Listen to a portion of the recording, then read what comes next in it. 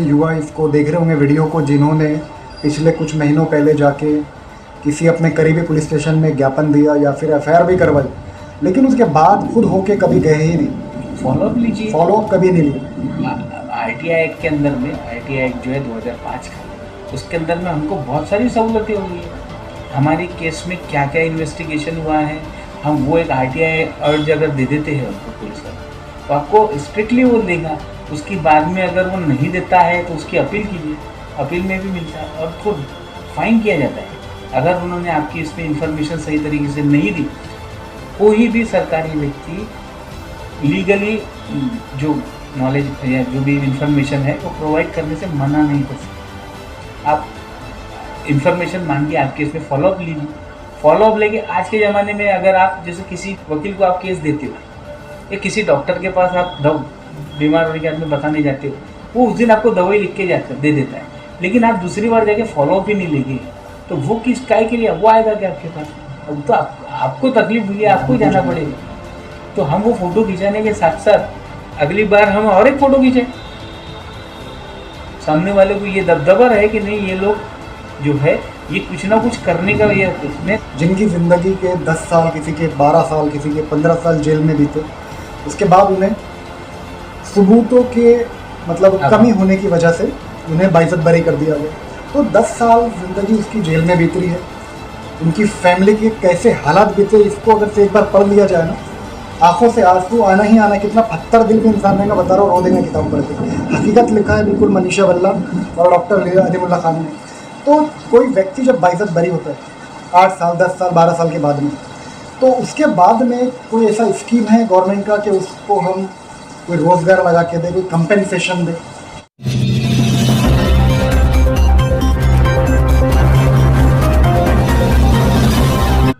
इस वक्त हमारे साथ है एडवोकेट अहफाज रानी साहब। तो बाइज्जत बरी, ये मनीषा भल्ला और डॉक्टर अलीमुल्ला खान साहब की लिखी हुई बुक है, ये हमारे तरफ से सर आपके लिए। तो सबसे पहले सर शुरुआत करते हैं पहले क्वेश्चन से कि लीगल अवेयरनेस की कितनी इम्पोर्टेंस है और किस तरीके से हम पूरे समाज में लीगल अवेयरनेस फैला सकते हैं। जी सर, देखिए लीगल अवेयरनेस तो सबसे बड़ी चीज़ है। अगर हमको कायदे के बारे में अगर माहिती है तो ही हम सर समाज के हर तबके से लड़ सकते हैं। अगर हमें ये पता नहीं है कि हमारे अधिकार क्या है, आप अगर सर कॉन्स्टिट्यूशन अगर पढ़ेंगे तो आपको अगर ऐसे कोई सवाल होगा सरकार के बारे में, ब्यूरोक्रेट के बारे में या किसी और ऑफिस के बारे में, जहाँ पर भी आपको ऐसा लगता है कि ये लोग हमारी जो बेसिक नीड्स है वो पूरी नहीं करते, जैसे कॉन्स्टिट्यूशन के सर चैप्टर में दिया हुआ है फंडामेंटल राइट्स, वो दिया है सर आर्टिकल 14 से लेकर 35 तक। उसके अंदर में सर हर व्यक्ति की, इवन सर माइनॉरिटी के देखिए अधिकार उसमें दिए हुए हैं कि इनके एजुकेशन के लिए क्या ज़रूरी है, क्या करना, क्या होना चाहिए उनके लिए। सबसे पहले तो बुनियादी इख्तियार उनको क्या क्या है उसकी जानकारी आपको होनी ज़रूरी है। उसके बाद में sir directive principle of state policies, वो है आर्टिकल 36 से लेकर 51 तक। इसके अंदर में सर गवर्नमेंट ने लोगों के वेलफेयर के लिए क्या क्या करना चाहिए, लोगों को क्या क्या प्रोवाइड करना चाहिए, यहाँ तक कि सर लोगों के लिए फ्री लीगल एड्स। अगर आप ऐसे व्यक्ति हो कि आप अननेसेसरी लिटिगेशंस में फंसे हुए और आपके पास सर वो लिटिगेशन को लड़ने के लिए पैसा नहीं है, तो ऐसी सूरत में सर आर्टिकल 39 में हमको फ्री लीगल एड का हमको एक अधिकार दिया हुआ है सर कॉन्स्टिट्यूशन। इसमें सर सरकार की जवाबदारी है कि वो हमारे एप्लीकेशन, हम जब एप्लीकेशन करते हैं तो हमको सरकारी खर्चे से एक वकील हमको अपॉइंट करके दिया जाता है और वो फिर हमारे तरफ से केस लड़ता है। तो सर ये चीज़ें हमको जब पता होगी तो हम सब ये चीज़ें कर पाएंगे। सबसे पहली बात तो आपको बुनियादी अधिकार क्या है, वो अगर आपको इक्वलिटी बिफोर लॉ है, नो डिस्क्रिमिनेशन है, उसके बाद में फ्रीडम ऑफ स्पीच है, उसके बाद में राइट टू लाइफ है। तो जितने भी सर आप अधिकार बता रहे हैं जी, आज के जो हालात चल रहे हैं, ऐसा लगता है कि हम किसी का विरोध भी नहीं कर सकते, किसी का मतलब पूरे आर्टिकल्स का क्रॉस हो रहा है, ऐसा नज़र आ रहा है हमें। तो नहीं, ऐसा नहीं है सर। हम कैसा है, हम जो गवर्नमेंट का विरोध कर रहे हैं उसे डायरेक्ट गिरफ्तार कर लिया। नहीं, ये सर कैसा हो रहा है, ये यहाँ पर भी आपको मैं थोड़ा सा क्लियर करूँगा। ये मीडिया की वजह से होता है। हम मीडिया में जो देख रहे हैं हम वो पढ़ रहे हैं। हम लेकिन कायदे में अगर जो चीज़ है अगर हम वो पढ़ते तो शायद ये चीज़ें नहीं होती। सेडिशन जो है सर, ये अंग्रेजों ने बनाया हुआ कानून है, और सेडिशन का मतलब है मुल्क से बगावत। और रही बात सर इंडिया की, अपने भारत की, तो भारत के अंदर में सर लोकशाही है, और लोकशाही में सरकार से सवाल करने का अधिकार लोगों को है। इसकी अगर सर आप इंग्लिश में अगर डेफिनेशन देखो डेमोक्रेसी की, तो to the people, by the people, for the people. अगर मराठी में अगर देखो, लोकांच्यासाठी लोकांनी केलेले शासन म्हणजे लोकशाही। म्हणजे हम जो है लोकशाही में जनता सबसे बड़ी रहती है। और आप बोल रहे हो कि ऐसा सरकार का विरोध अगर करे तो अंदर कर देते। इसके लिए सर सेडिशन का जो चार्ज है, ये सेडिशन का जो चार्ज है अंग्रेजों ने उनके समय ये कायदा लाया, कानून लाया था। उसके अंदर में जो भी अंग्रेजों के खिलाफ आज़ादी की लड़ाई लड़ने के लिए मुहिम होती थी, उसमें जब लोग इकट्ठा होते थे तो अंग्रेज लोग उसके ऊपर में सेडिशन का चार्ज करते थे, और ऐसी सूरत में वो फिर हमको जेल में वगैरह भेजते थे। आज का जो सेडिशन है सर, आप देखिए सर, सेडिशन का चार्ज लगना अलग बात है। देखिए आरोप लग सकते हैं, लेकिन कन्विक्शन जब तक होता नहीं है तब तक आरोप सिद्ध हुए ऐसा बोलते नहीं है। आरोप तो कोई भी किसी के ऊपर लगा सकता है। लेकिन ये बात सही है कि आपने जो मीडिया को जिम्मेदार ठहराया है, तो कई ऐसे केसेस इस बुक में लिखे गए हैं कि बाइज्जत बरी होने के बाद भी, देखिए क्वेश्चन मार्क लगा उसमें, कि बाइज्जत बरी होने के बावजूद ये समाज में भी उनको कोई इज्जत नहीं दी गई। आज जिस मीडिया ने, आरोपी थे जब वो शख्स, जब उनको घर से गिरफ्तार किया गया तो डायरेक्टली एक आतंकवादी करार दे दिया उन्होंने। बाइज्जत बरी हुए तो अभी तक किसी मीडिया चैनल ने उनकी पूरी कहानी नहीं बताया एक बार कि हाँ ये बाइज्जत बरी हुई और ये बेकसूर है करके। तो मीडिया पे हमें थोड़ा सा मतलब डायरेक्टली यकीन करना बंद करना होगा। इसके लिए भी सर जिम्मेदार मैं अपने को ही बताऊंगा। ऐसा है आज के ज़माने में सर, मीडिया जो है एक्चुअली लोकशाही का एक स्तंभ है मीडिया। लेकिन मीडिया क्या कर रहा है आजकल, सत्य परिस्थिति नहीं बता रहा है। तो मीडिया भी, मीडिया जो है वो बता रहा है जो आप देखना चाहते हो। समझ रहे हैं आपको अगर किसी व्यक्ति की सच्चाई अगर बताई जाती है तो आप उसको उतना इंटरेस्टली नहीं देखते, लेकिन आपको वही चीज़ फिल्म में बताई जाती है तो आप इंटरेस्टली देखते हो, पूरा इंटरेस्ट लेकर के उसको देखते हो। तो मीडिया भी तो वही, आप ऐसी चीज़ों को के ऊपर भरोसा करना छोड़ दो। मीडिया कब तक बताएगी? आखिर वो भी तो कमर्शियल ही रहे ना, उनको एडवर्टाइज मिलती है और बाकी दूसरे सोर्सेस है वो मिलते हैं। अगर आपको ऐसा लगता है कि वो न्यूज़ जो है आप इतनी महत्व की नहीं है, वो मत देखो। आप यूट्यूब पे कई ऐसे लोगों के चैनल्स है, आप वो देखो। सच्चाई को आपको ढूंढने के लिए, और जब तक आप सच्चाई की तस्दीक नहीं कर लेते तब तक उस चीज़ को मानो मत। अभी पिछले 1 महीने पहले ही हम गौर करेंगे, ज़्यादा पिछले 5 सालों पहले नहीं जाएंगे, तो काफ़ी ऐसे वीडियोस वायरल हुए जिसमें एक मखसूस समाज को टारगेट कर दिया गया और उनको काटने पीटने की बात की गई। तो ऐसे जितने भी ये भड़काऊ भाषण जो दिए जा रहे हैं, और उसके कुछ घंटों के बाद ही वो बाइज्जत बरी हो जाते हैं, मतलब ज़मानत मिल जाती है उन्हें, छोड़ दिया जाता है उन्हें। और कुछ केसेस तो ऐसे भी है कि इनका संगठन जाके पुलिस स्टेशन के बाहर बैठता है, विरोध करता है, उसे छोड़ दिया जाता है। तो ये भड़काऊ भाषण जो दिए जा रहे हैं दिन प्रतिदिन ये बढ़ती पे है, इस बारे में क्या विचार है? देखिए मॉब लिंचिंग, मुझे ऐसा लगता है कि आप मॉब लिंचिंग के बारे में मैं अभी बात कर रहा हूँ भड़काऊ भाषण की, और उसके साथ साथ हमारा क्वेश्चन मॉब लिंचिंग पे भी रहेगा कि पिछले 3 दिनों में अगर से हम गौर करें तो 2 से 3 मुस्लिमों की मॉब लिंचिंग हुई है। और कल का ही एक केस है, एक आदिवासी को ट्रक के पीछे बांधा गया चोर बता के, और उसको घसीटा गया और कुछ देर के बाद उसकी मौत हो गई। तो ये केसेस बढ़ते जा रहे हैं, तो क्या करना चाहिए हम लोगों को? सर उसी के लिए तो है, जब तक आपके अंदर में लीगल अवेयरनेस नहीं आई, आपको ये चीज़ नहीं पता है, अगर आपको ऐसा लगता है कि किसी व्यक्ति ने गलत किया है तो उसको सज़ा देने का जो अधिकार है वो कोर्ट क्यों है? आप खुद उसको, मॉब लिंचिंग की अगर आप डेफिनेशन अगर देखते हैं तो उसकी डेफिनेशन के अंदर में ऐसा बताया हुआ है कि ये इस तरीके का एक वायलेंस है कि जिसमें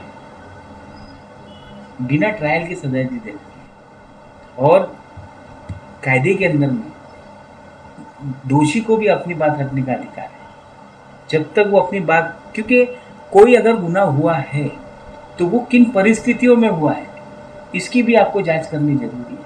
अगर आपको लगता है कि ये गुनाह है लेकिन उसके पीछे रीज़न, अगर आप देखते हैं, आप जैसा बोला है, आपने पहला सवाल पूछा कि सबसे ज़्यादा क्रिमिनल केसेस अपने मुस्लिम समाज के लोगों के ऊपर में है, तो आप उसके लिए सर सच्चर कमेटी की एक रिपोर्ट उठा के देख लो। उसके अंदर में एजुकेशन रेशो कितना बताया हुआ है। एजुकेशन नहीं है, प्रॉपर बिजनेस के लिए उनका इकोनॉमिकल कंडीशन, सबसे इकोनॉमिकल वीकर सेक्शन जो है वो मुस्लिम समाज है।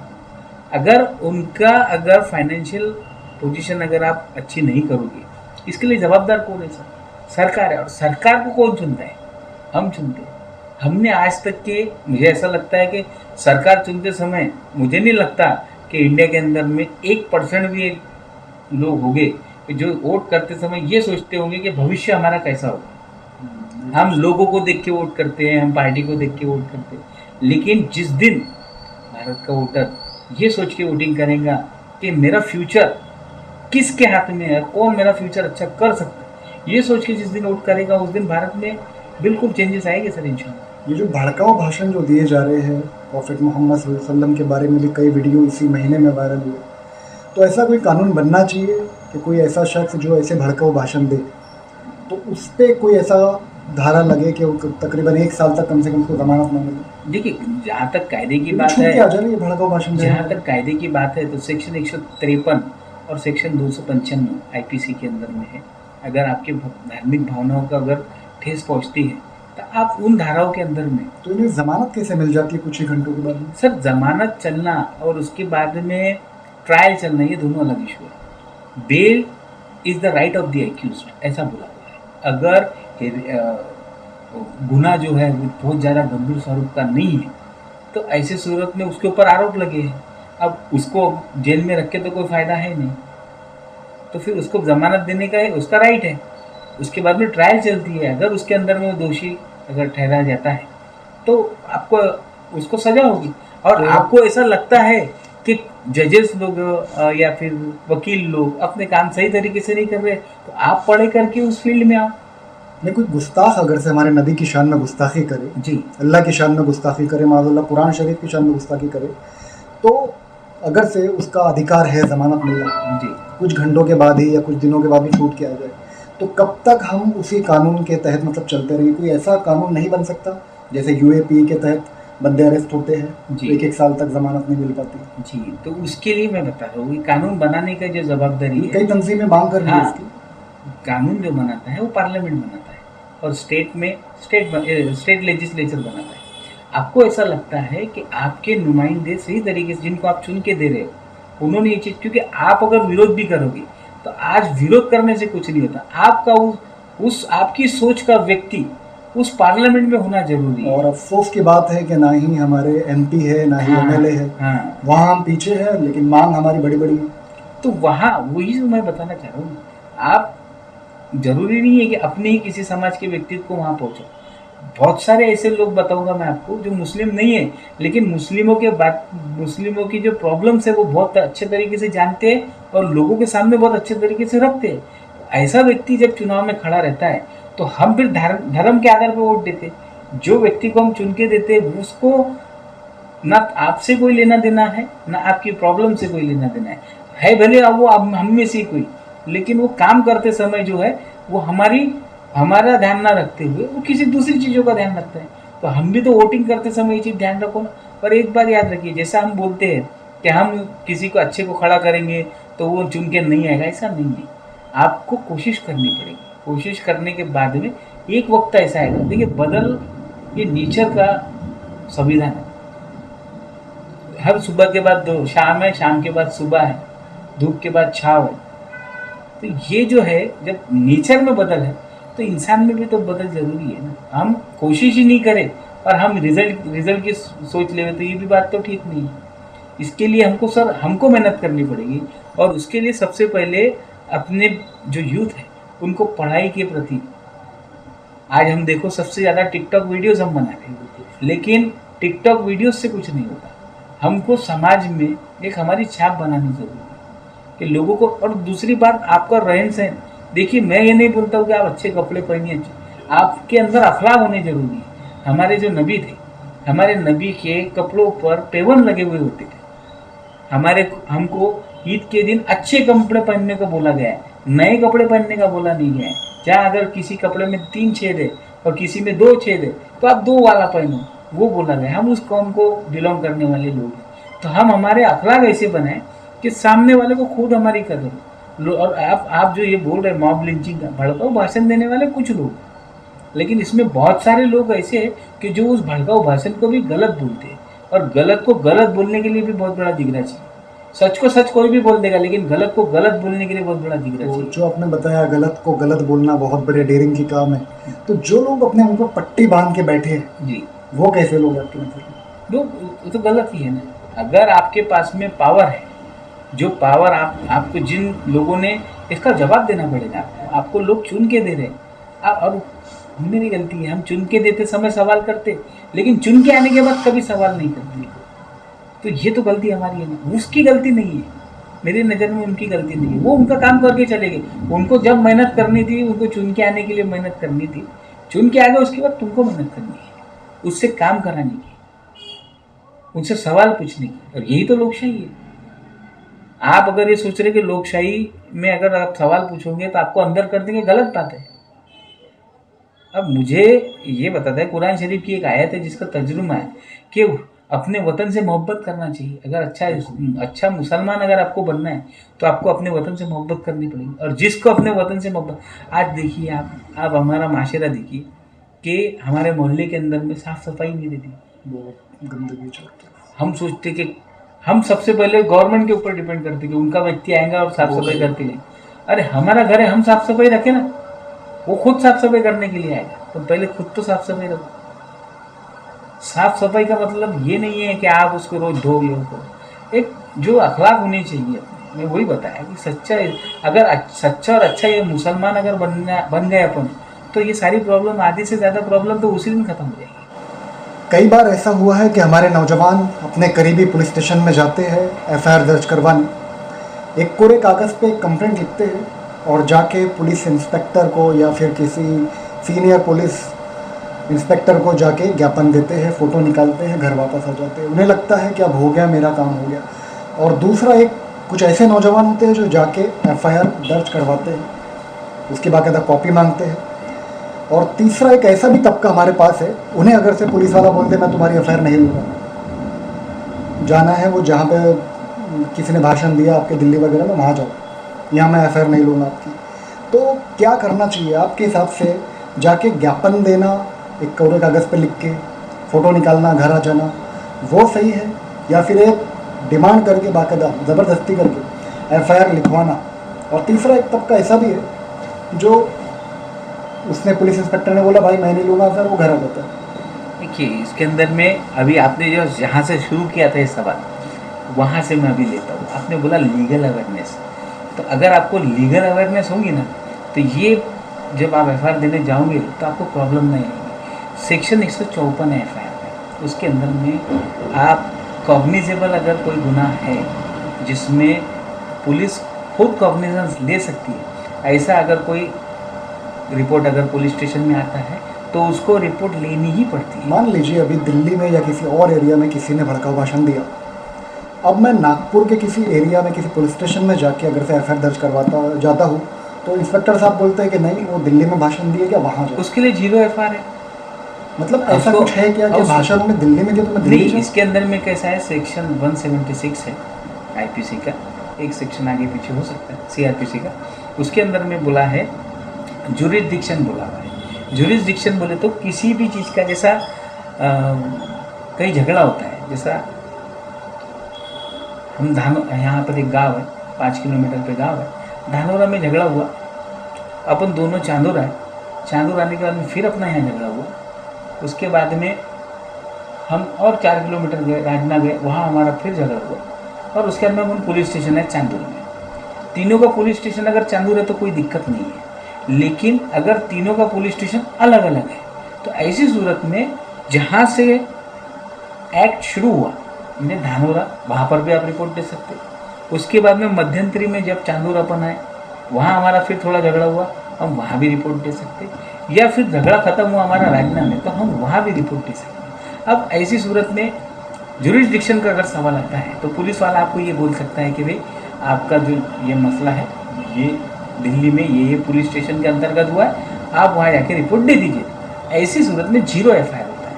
0 FIR में पुलिस वाला वो रिपोर्ट ले ले और बाद में संबंधित पुलिस स्टेशन में वो रेफर कर देते। 0 FIR में कुछ इफेक्ट होता है? जी बिल्कुल होना चाहिए, होता है, बिल्कुल होना चाहिए।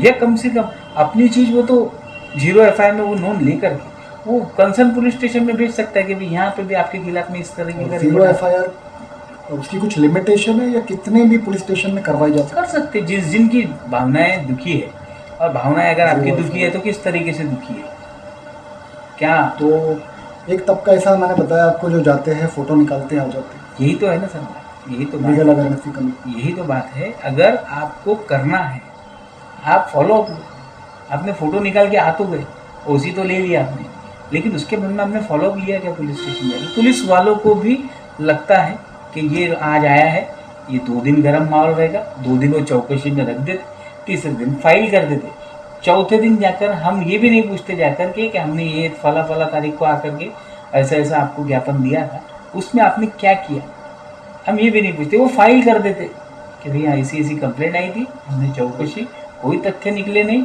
इसलिए हम ये केस फाइल कर देते। नागपुर के कई ऐसे युवा इसको देख रहे होंगे वीडियो को, जिन्होंने पिछले कुछ महीनों पहले जाके किसी अपने करीबी पुलिस स्टेशन में ज्ञापन दिया या फिर FIR भी करवाई, लेकिन उसके बाद खुद होके कभी गए ही नहीं, फॉलोअप लीजिए, फॉलोअप कभी नहीं लिया। RTI एक्ट के अंदर में, RTI एक्ट जो है 2005 का, उसके अंदर में हमको बहुत सारी सहूलतें हुई है। हमारी केस में क्या क्या इन्वेस्टिगेशन हुआ है, हम वो एक RTI अर्ज अगर दे देते हैं उनको पुलिस वाले, तो आपको स्ट्रिक्टली वो देगा। उसके बाद में अगर वो नहीं देता है तो उसकी अपील कीजिए, अपील में भी मिलता है और उसको फाइन किया जाता है अगर उन्होंने आपकी इसमें इंफॉर्मेशन सही तरीके से नहीं दी। कोई भी सरकारी व्यक्ति लीगली जो नॉलेज या जो भी इंफॉर्मेशन है वो प्रोवाइड करने से मना नहीं कर सकता। आप इंफॉर्मेशन मांगिए, आप केस में फॉलोअप लीजिए, फॉलोअप लेके आज के ज़माने में अगर आप जैसे किसी वकील को आप केस देते हो या किसी डॉक्टर के पास आप बीमार होने के आदमी बताने जाते हो, वो उस दिन आपको दवाई लिख के दे देता है, लेकिन आप दूसरी बार जाके फॉलोअप ही नहीं लेंगे तो वो किस काय के लिए वो आएगा क्या आपके पास? अब तो आपको तकलीफ हुई है, आपको ही जाना पड़ेगा। तो हम वो फोटो खिंचाने के साथ साथ अगली बार हम और एक फ़ोटो खींचे, सामने वाले को ये दबदबा रहे कि नहीं ये लोग जो है ये कुछ ना कुछ करने का। ये मैं 2005 के अंदर में सर एकमात्र एक ऐसा व्यक्ति था, मैं नया ही था उस समय, मैंने नगर पालिका के खिलाफ में कुछ ऐसा यहाँ पे प्रॉब्लम हुई थी, FIR मारा था। सब ने मुझे कहा था कि नगर पालिका के खिलाफ FIR नहीं फटेगा, लेकिन फटा क्योंकि मैंने मेहनत किया उस चीज़ के पीछे। अगर मैं ये उन लोगों के बहकावे में आ जाता था कि कुछ नहीं होता तो आज FIR फटता था। आखिरी में एक क्वेश्चन और पूछना चाहिए सर, बाइज्जत बरी बुक में काफ़ी ऐसे लोगों का जिक्र है जिनकी ज़िंदगी के 10 साल, किसी के 12 साल, किसी के 15 साल जेल में बीते, उसके बाद उन्हें सबूतों के मतलब कमी होने की वजह से उन्हें बाइज्जत बरी कर दिया गया।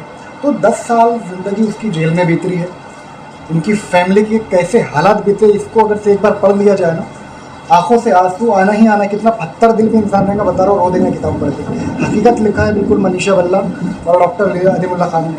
तो कोई व्यक्ति जब बाइज्जत बरी होता है 8 साल, 10 साल, 12 साल के बाद में, तो उसके बाद में कोई ऐसा स्कीम है गवर्नमेंट का कि उसको हम कोई रोज़गार लगा के दे, कोई कंपेंसेशन दे, क्योंकि वो तो उस केस में इन्वॉल्व ही नहीं था। आपने ही कहा कह दिया ये बाइज्जत बरी हो गया। मुझे तो पता नहीं था कि आप ये सवाल मुझे पूछने वाले हो, लेकिन परसों के दिन ही मैंने एक